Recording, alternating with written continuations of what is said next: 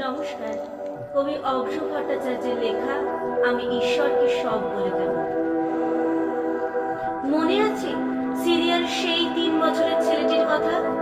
বোমায় শরীর নিয়ে মরে যাওয়ার আগে যে বলেছিল আমি ঈশ্বরকে সব বলে দেব। সে হয়তো ঈশ্বরকে সব বলে দিয়েছে।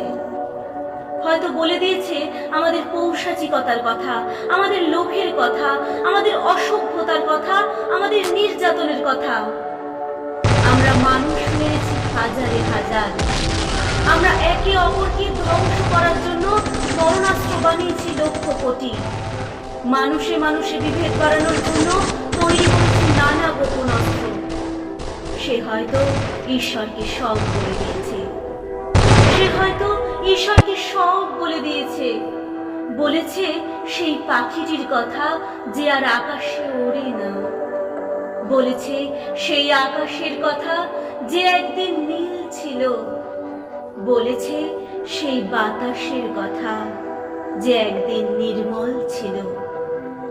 বলেছে সেই পৃথিবীর কথা যে একদিন সবার ছিল। এই সবার পৃথিবীকে আমরা ভাগ করেছি ইচ্ছে মতো। ধর্মের নামে, দেশের নামে, ভাষার নামে মানুষকে দূরে সরিয়েছি। চামড়ার রং দিয়ে, গণতন্ত্রের নাম দিয়ে কেটে টুকরো করেছি আমাদের। সাগর পাড়ে পড়ে থাকা অ্যালান কুর্দি, কাটা তারে ঝুলতে থাকা ফেলানি হয়তো সব বলে দিয়েছে ঈশ্বরকে।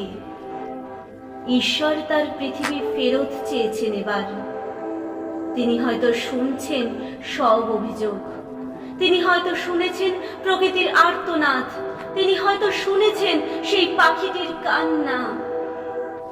একদিন হয়তো সব ঠিক হবে। কিন্তু আমরা কি সত্যি মানুষ হব?